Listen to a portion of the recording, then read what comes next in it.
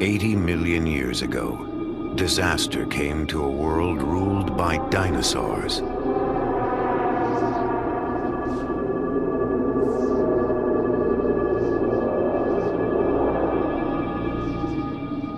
It came in waves of sand and wind that buried every creature alive.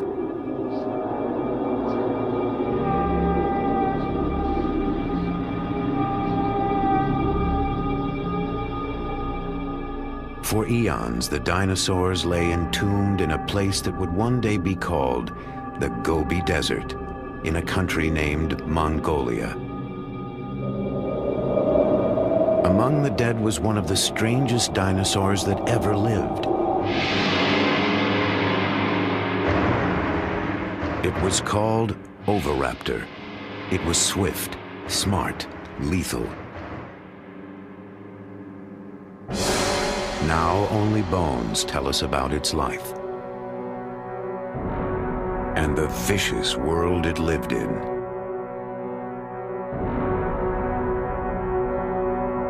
The bones have given us a glimpse of those ancient times.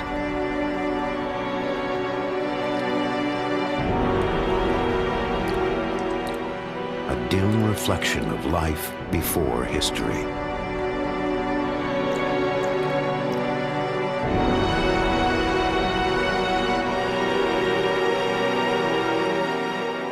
But there is more to the story.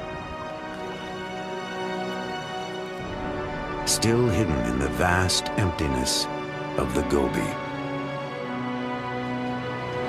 Now, an ambitious expedition is traveling to that distant desert to uncover the secrets of the Oviraptor's world.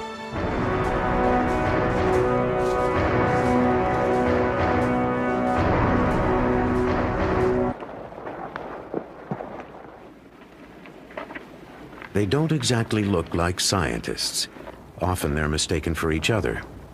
But Mike Novacek leads the expedition, along with colleague Mark Norell. They could be taken for surfers, but they're from the American Museum of Natural History. Scientists piecing together an ancient jigsaw puzzle of evolution and extinction. To me, it's so obviously important. I'm so emotionally bound up in this.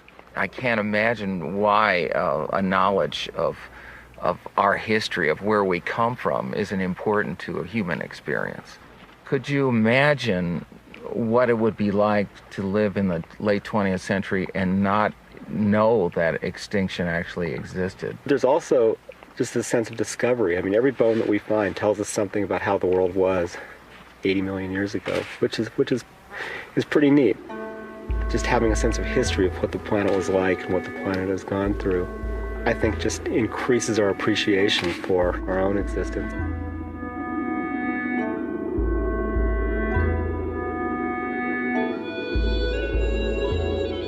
Mike and Mark are about to journey to the sun-scorched badlands of the Gobi. It's a desolate area. 500,000 dusty square miles of sand, scrub, and red rock cliffs.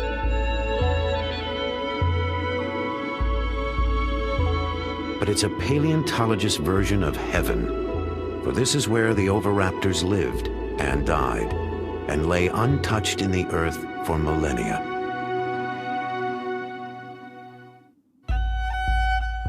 Then in 1922, one of the most famous scientific expeditions in history wound its way toward Mongolia's dinosaur graveyard. Its leader was a charismatic and controversial explorer named Roy Chapman Andrews. Like Mark and Mike, he came from the American Museum of Natural History. But Andrews was an incurable publicity hound and a scientific cowboy. Where his paleontologist used a camel hair brush, Andrews hacked away with a pickaxe.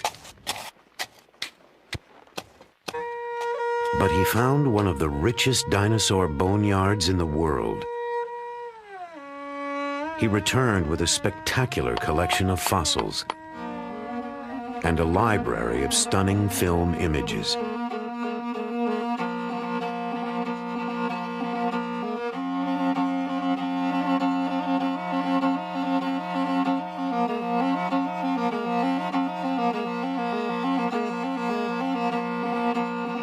But in the 1920s, communists seized power in Mongolia. The open door to the West slammed shut. For the next 65 years, the fabulous fossil fields of the Gobi were forbidden territory.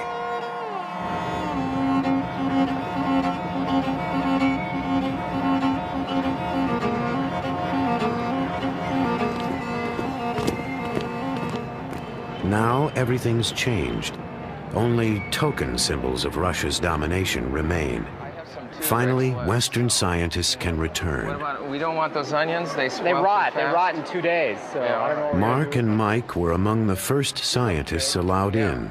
They're now back for their 6th expedition with the Mongolian Academy of Sciences. 3 kilos? 3 kilos. 3 kilos. Yeah. All right, ready to rock. I'm ready to roll.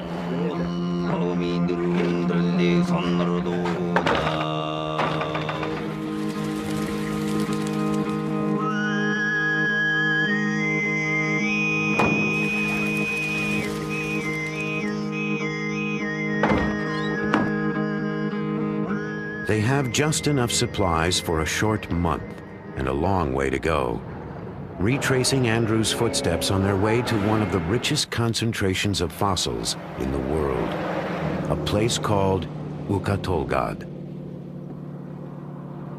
Over a vast span of time, Ukatolgad was ruled by dinosaurs. Dinosaur history can be thought of as a great empire that lasted a few 100 million years. That's a significant slice of the history of life. Imagine that time from the moment the dinosaurs appeared till now is a single day. At midnight, dinosaurs first walked the earth. They're flourishing at noon. They don't go extinct until 5 in the afternoon. Time passes. The first modern man finally appears a minute and a half before midnight. All of our recorded history takes 3.5 seconds.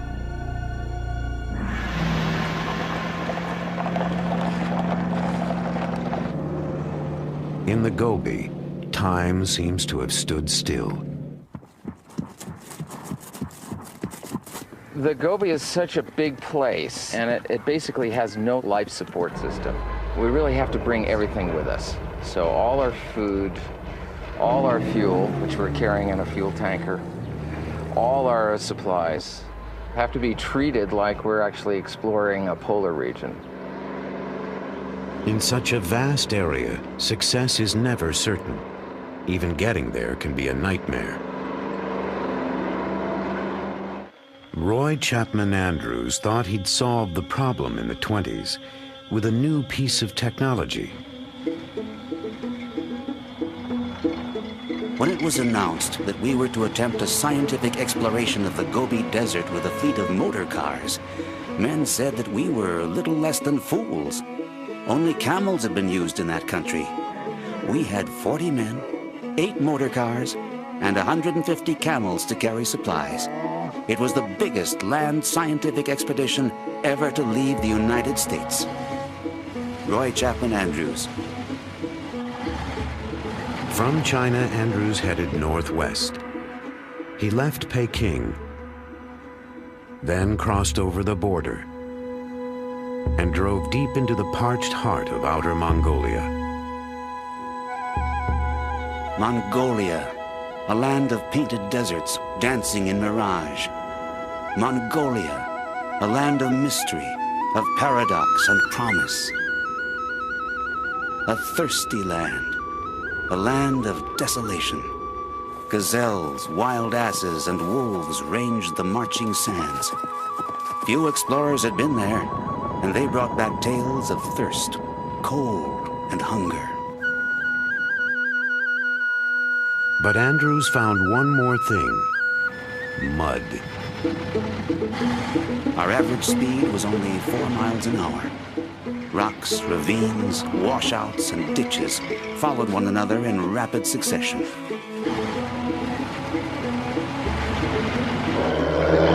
One might imagine that the roads have gotten better. They have not. And even modern Jeeps aren't built for a desert like the Gobi. We have an electrical problem, and we don't know what it is. It's not a very complicated wiring plan. A Russian Jeep. It's not like a Japanese or American car.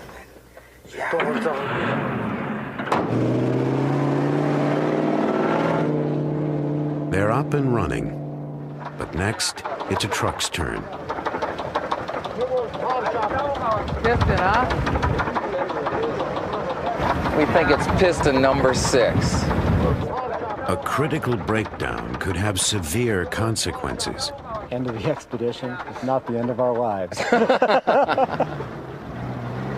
Maybe we'll make it. Oh, God. With the nearest gas station some 500 miles away, and time already getting tight, things will have to go smoothly from now on.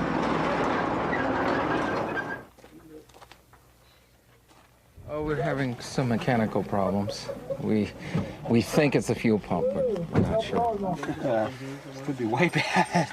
Could be. It seems to me I got this thing in there without doing the twisty deal. Maybe we'll tow it or abandon it. Abandon it. Get on with it. We can't stay here more than a day.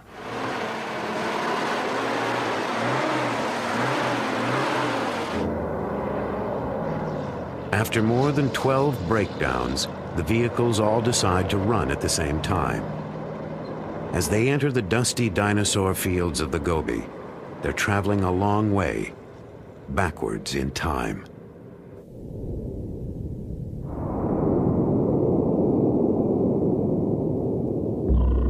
Dinosaurs first appeared some 230 million years ago in a world with a different face. The creatures were thriving 100 million years later as South America and Africa split apart. About 75 million years ago, in the late Cretaceous period, dinosaurs began to disappear, leaving only bones behind. Their bones were more motionless than the continents. Then in the 1920s, Roy Chapman Andrews came to a remote place in the Gobi Desert he would name the Flaming Cliffs.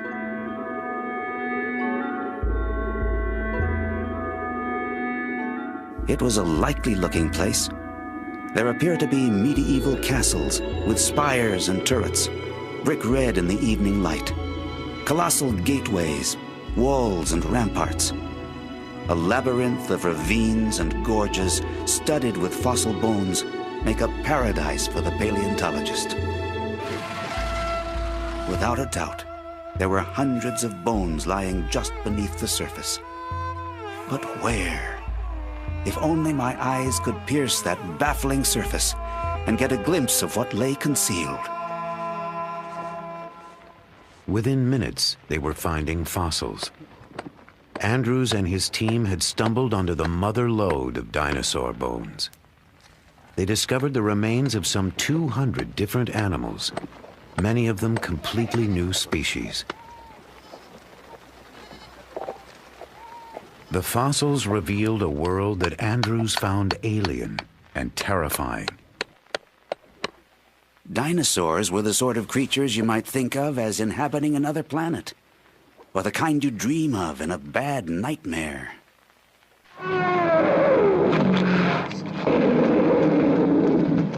It was an image our culture nourished for generations.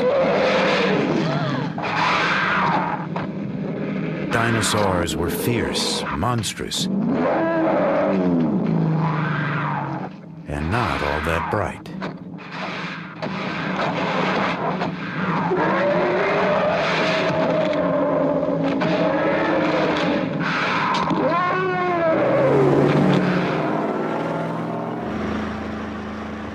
Many of the new ideas about dinosaurs are coming from the amazing boneyard called Ukatolgad.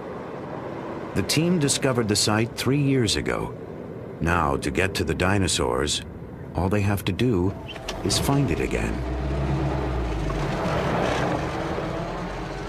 The maps in general are pretty lousy for the Gobi Desert.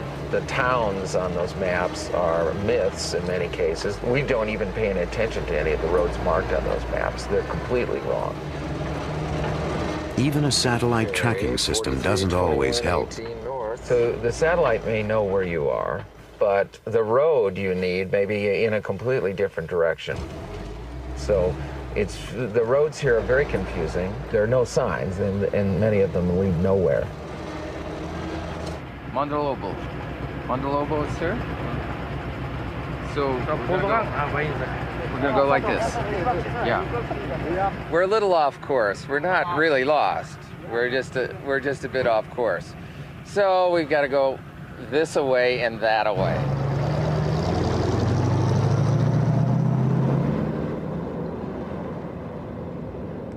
At times, you have to go in circles to move forward. Roy Chapman Andrews, too, spent more than a few days wandering the Gobi. But in the end, he blundered into a discovery that stunned the world. A member of his expedition literally stumbled across a critical link in the great chain of being. On July 13th, George Olson reported that he had found some fossil eggs. We did not take his story very seriously. Nevertheless, we were all curious enough to go with him to inspect his find. There could be no mistake. Our paleontologist finally said, "Gentlemen, there is no doubt about it. You are looking at the first dinosaur egg ever found."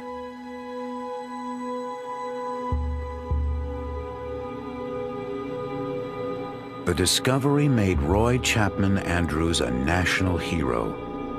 But the eggs were not alone. Lying above the nest was a bizarre skeleton, a bird-like dinosaur unknown to man. It had apparently been caught in the act of murder, stealing the eggs. So it was forever cursed with the name Oviraptor, Latin for egg thief. It would be years before we discovered the strange truth about the animal called Oviraptor.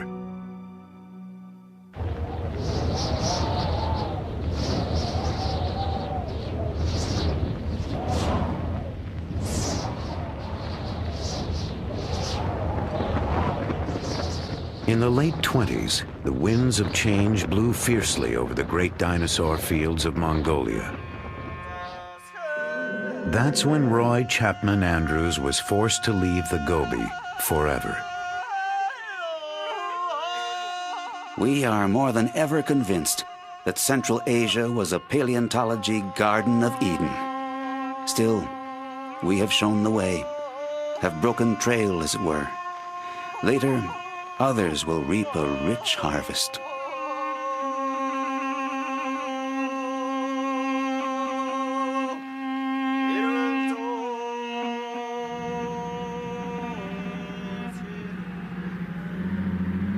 Decades later, Mark and Mike are hoping to find the treasures that Andrews left untouched in the sand.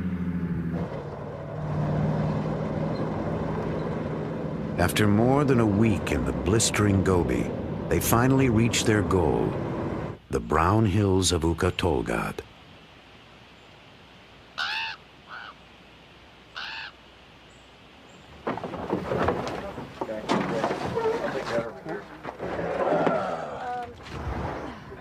With all the delays, they've only got 2 weeks to work. This is the place where they've pinned all their hopes. With luck, a year of shifting sands has exposed more bones. But even here, there are no guarantees. It is possible to fail in the Gobi. It's a huge area, a huge tract of land. There are lots of rocks, but they don't all contain fossils. You can drive to what looks like the most tantalizing set of badlands you can possibly imagine and not find one scrap of bone. It's a treasure hunt in a way, and it is sort of like finding a needle in a haystack.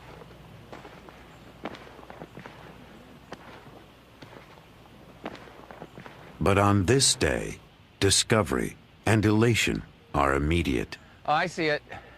Yeah, oh, ooh, wonderful. Jeez, that's nice. There's the claws. Nice. The side of the skull here. These are the teeth sticking You can up see these right teeth, here. yeah. Each one of these is a socket for a tooth. Yep. Pretty big. This is the hand claw. Okay. Has this big thing right here on it. Retractor bulge. And it's a hand of an oviraptor. Got medium. They've hit the jackpot. Among their first finds are oviraptors, the creature Andrews knew as egg thief. That's it. Nice. Yeah, this is an Oviraptor. Here's a big male. Considering that Oviraptor is one of the rarest dinosaurs in the world, and there've only been a handful of specimens found before we discovered this place, where we found 25. I mean, today we found at least 5 just in the first 20 minutes. This is really not what paleontology is like. Most of the time, you don't go find 12 skeletons in a half an hour. There's another one right there, too. Yeah. Each one of these little mounds of little white flecks sticking out there, that's the eroded rubble of The sands of Ukatolgad, moving toward a tragic destiny. I think this was an oasis 80 million years ago.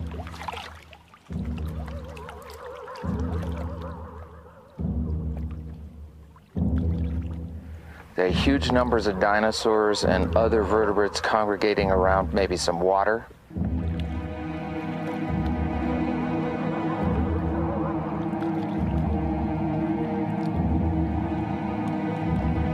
And on occasions, not just one event, but on several occasions, these animals were buried in these sands.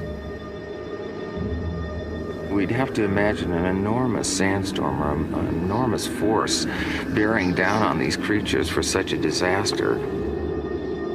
Some of the dinosaurs almost look like they're trying to swim to the surface, much like a skier in an avalanche, caught in some cases in their struggle to get out of this sand avalanche or great wall of sand that engulfed them. Perhaps they suffocated in the sand. Hey, I just swept there. Now you've made it all dirty again. Take pride in my work. So next year we'll bring some dust busters. The prehistoric sandstorm buried dinosaurs at every stage of life. And on their first expedition here, Mark and Mike made an unprecedented discovery: a nest with eggs. And inside one was an embryo. The embryo of an oviraptor, like a dinosaur on the half-shell.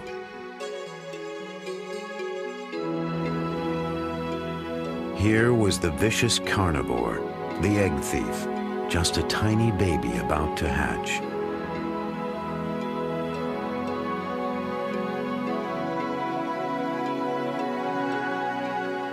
It was an important discovery, a secret moment in the very beginning of this strange dinosaur's life.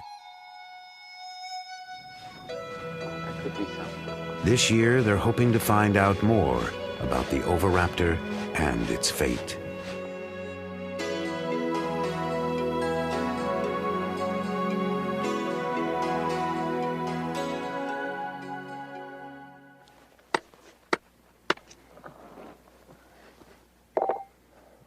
There's growing excitement on the far side of the ridge.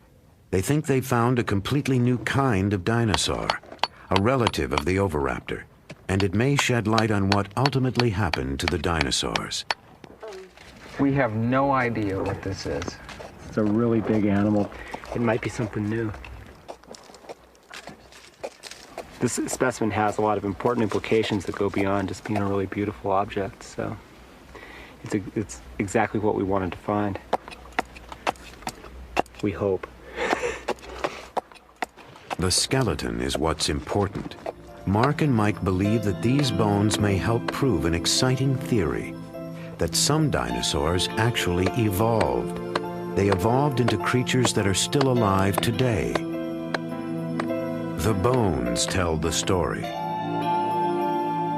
There are uncanny similarities in the skeletons of certain dinosaurs, like these.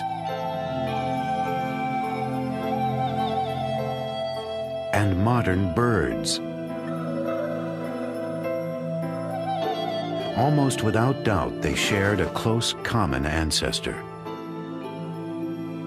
And each new find may help prove that dinosaurs did not really go extinct, that birds, in fact, are dinosaurs.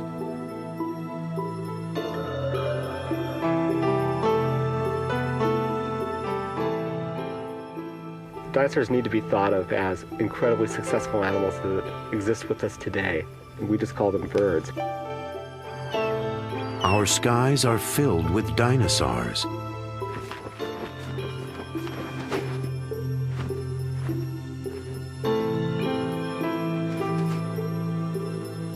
It's a bad metaphor to use to call something like dinosaur-like, you know, just because it's old, obsolete, ugly, stupid, and slow. I mean, that's not what these animals are all about. I mean, it's like the swifts flying around here and things. I mean, they're a type of dinosaur, and that they're still with us now. And the closest relative to birds is these small carnivorous dinosaurs that we've collected in these red rocks.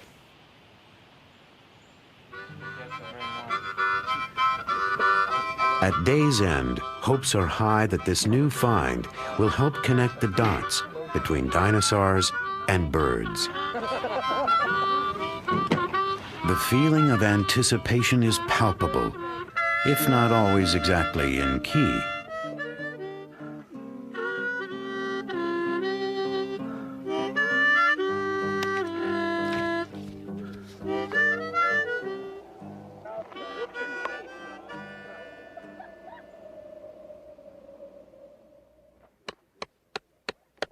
First thing in the morning, they're back at the site. So we hope we got something we can identify eventually. So Mike, work on that.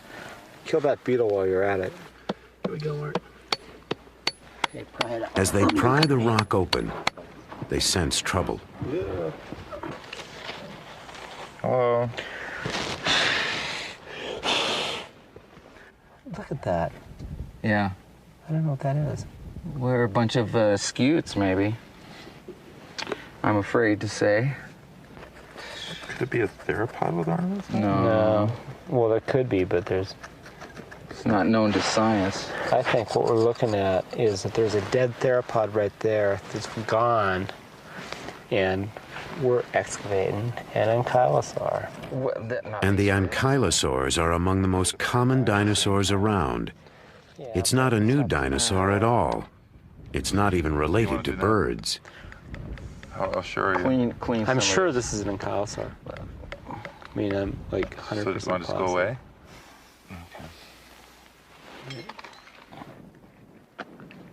What they want to do now is give up. All that work.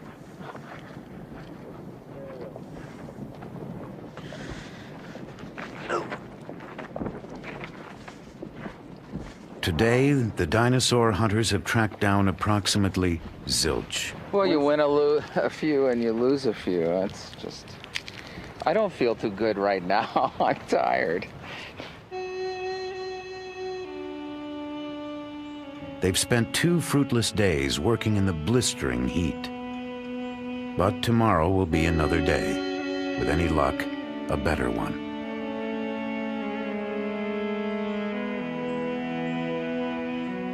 Instead, nature decides to add insult to injury.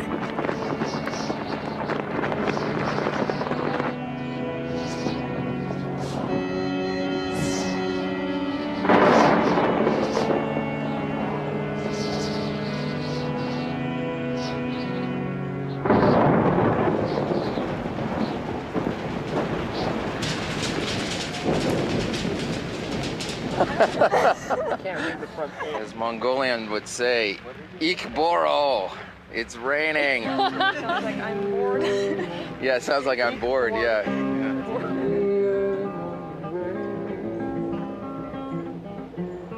With $1 in my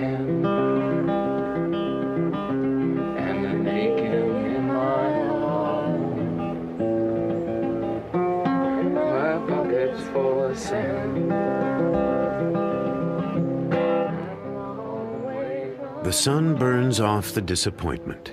It's a new day and a new dig. This find is not a new species.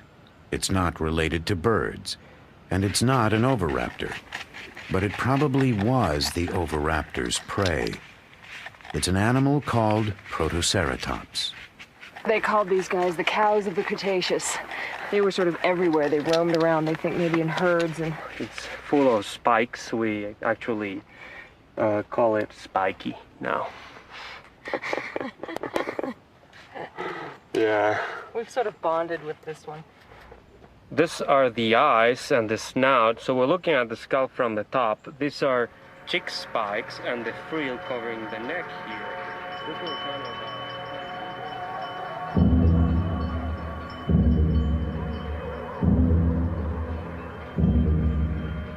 Protoceratops was a bizarre dinosaur. A hog-sized animal with a beak like a parrot's. A strict vegetarian that grazed the ancient Gobi. Around its head was an elaborate shield, but the shield didn't protect it from its enemies.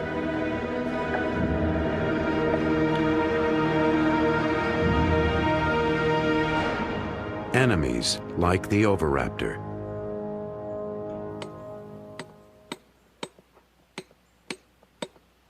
And that's exactly what the team digs up next. Oviraptors, a pair of them, lying so close together they seem to describe an ancient romance. Yeah, we're kind of fond of them. Yeah. We're trying to figure out what names to give them. Yeah. Well, you know. Ozzie and Harriet, Romeo and Juliet. Batman and Robin. Well, we have a hypothesis they were holding hands. They were sort of reaching for each other across the miles. The star-crossed oviraptors are given the permanent nicknames of Romeo and Juliet. So we have one hand just down here. This is the other one. Krista now is gluing another hand.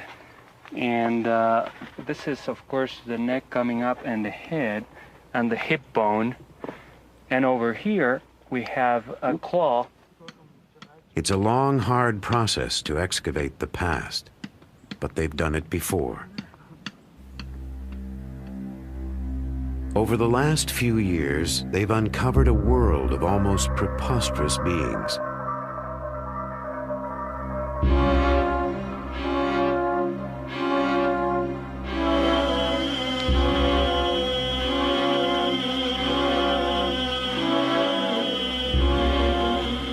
Some are related to birds.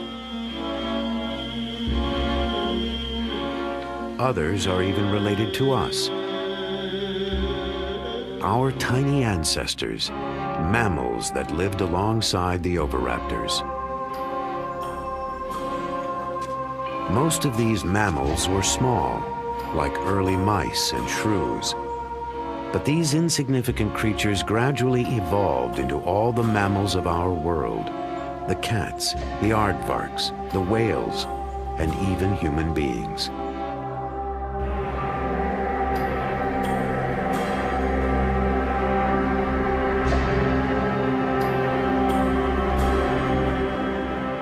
But sometimes evolution has to take a back seat to hygiene. We don't have much water here, so it's kind of hard to keep things clean. I thought I packed more shorts. For some reason, I messed up. I've got these on delicate. Yeah, personal grooming is a passion of the camp here. The team spends a lot of time making sure that they're groomed, looking their best at all times. Because you never know, there may be some formal affairs in a nearby village that you might need to attend.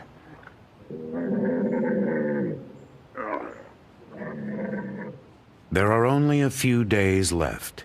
It's time for the second act of Romeo and Juliet.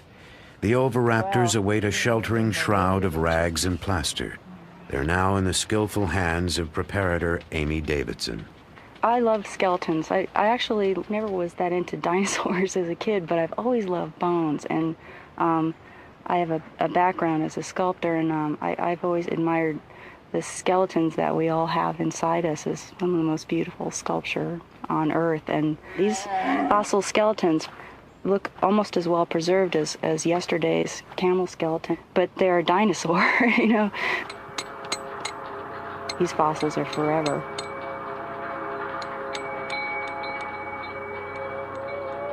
It almost lasted forever. For 80 million years, Romeo and Juliet lay together, reaching toward each other in death.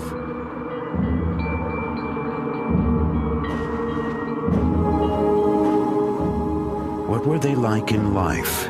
Did they hunt together, share food with each other, fight with each other? Or was this love among the oviraptors?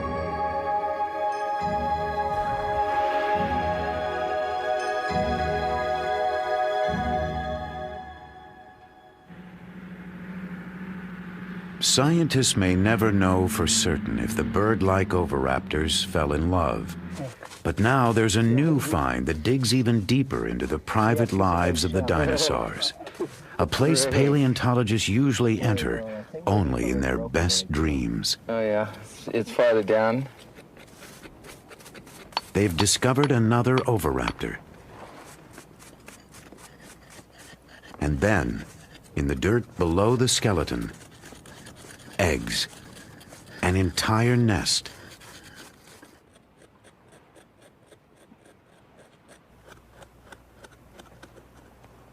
How many eggs now revealed?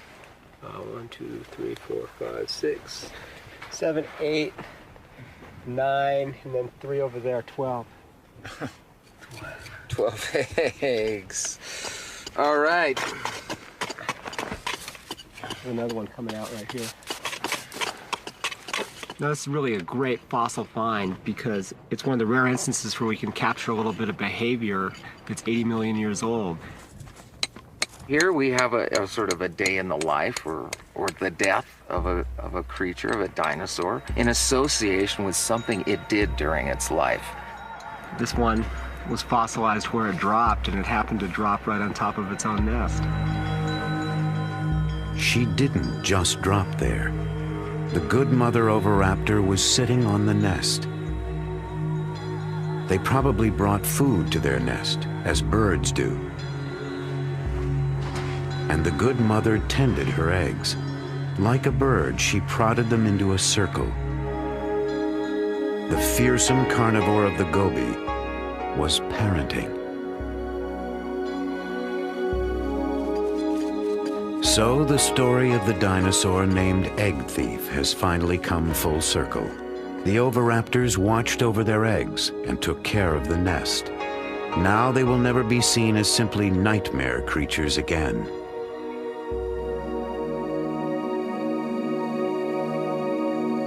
The dig has been everything the team could hope for. But to see what they've really got, they have to get all the fossils safely out of the ground, and then take them on a trip exactly halfway round the world. Sheathed in plaster, Romeo and Juliet are now heavy, but dangerously delicate, like Rice Krispies wrapped in concrete. No, you went that way. Okay, go that way. Sorry, I thought you meant push backwards. Perfect. It's beautiful, Amy. More. It's beautiful. More. Okay. Nothing came out. Yeah. All right, Amy. Yeah. So far, so good. Now they have to convince the good mother oviraptor to come down from her hillside perch.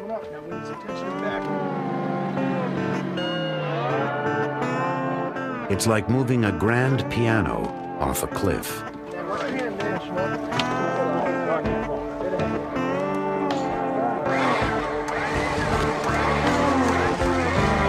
on, Dad. Romeo and Juliet prove just as stubborn.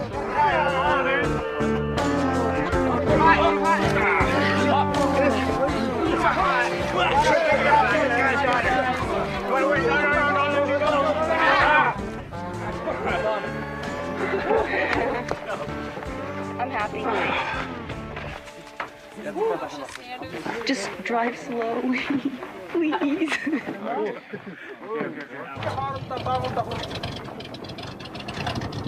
It's not there yet. Could get lost in the mail.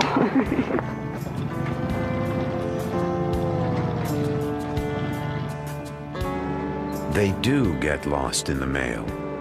The good mother oviraptor and Romeo and Juliet are trucked east. And then they disappear, lost somewhere in China.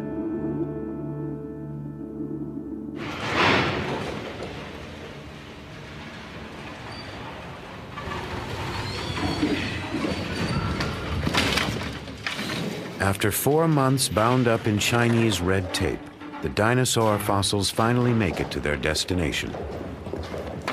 The American Museum of Natural History in New York.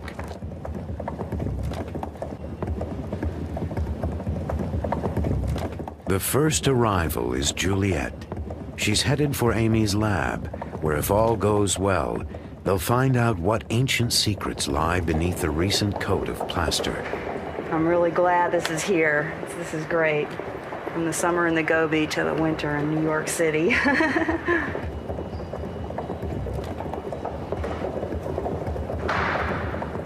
Juliet is now a seasoned world traveler. After 80 million years of repose, she's the new kid on the block.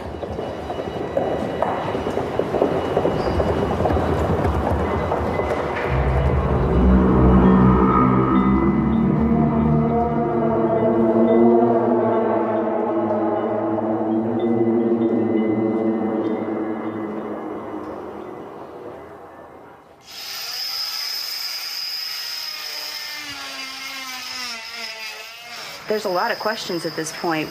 There could be anything in here. I have a feeling that this one's gonna be a nice skeleton. Oh, this is my guess. A nice skeleton, hopefully with a skull all laid out. It's pretty fun.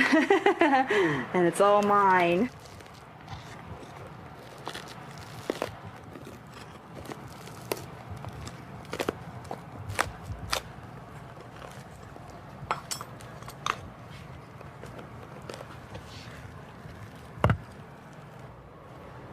It's a tricky business.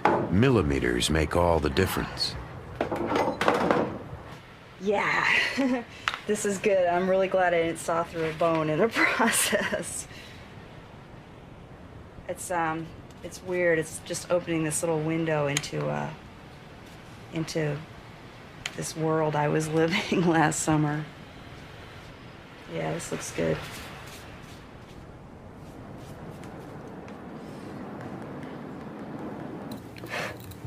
After all this work, they still don't know if Juliet is an important specimen, whether her skeleton is perfect or a total ruin. Oh, this is great. I'm really psyched because this is the skull.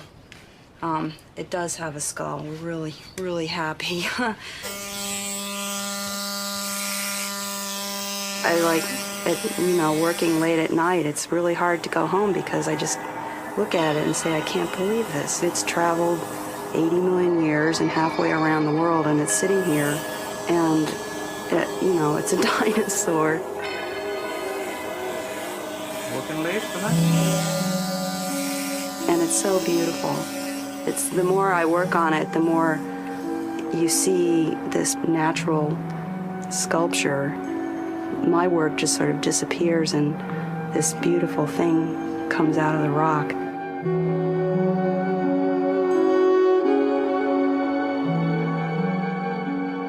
The process takes weeks.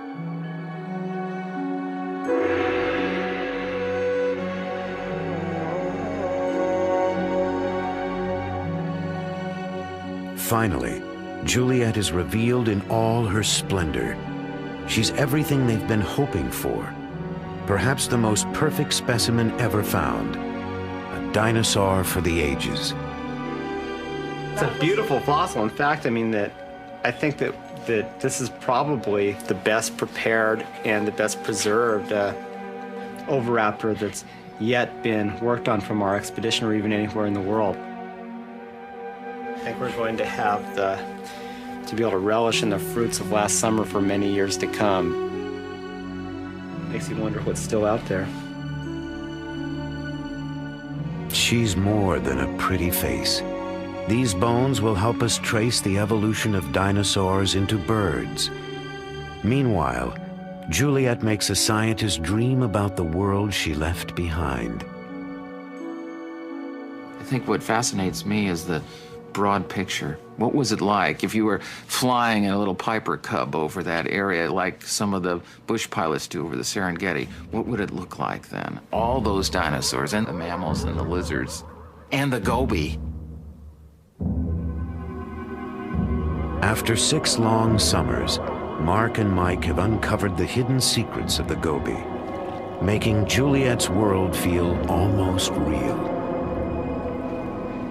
You could picture a lake, perhaps, and some cliffs, and a bunch of oviraptors on a cliff like a colony of seabirds, perhaps.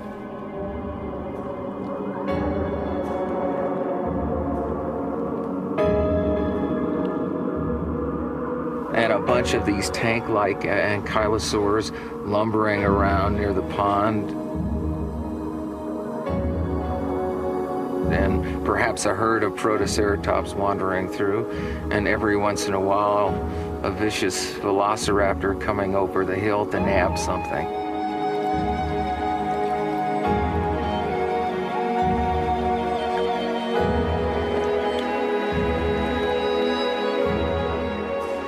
And we can imagine the oviraptors, Romeo and Juliet hunting together, and the good mother minding her eggs.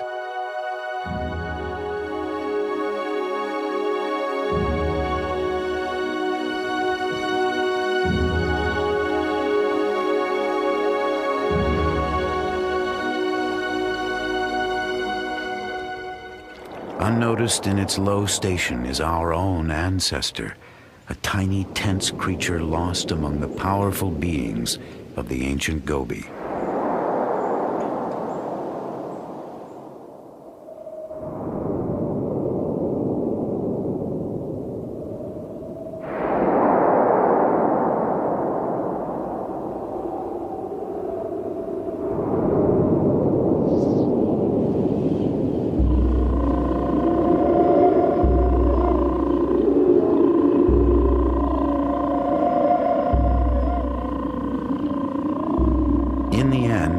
They would all disappear from the face of the earth, along with most of the creatures of their world.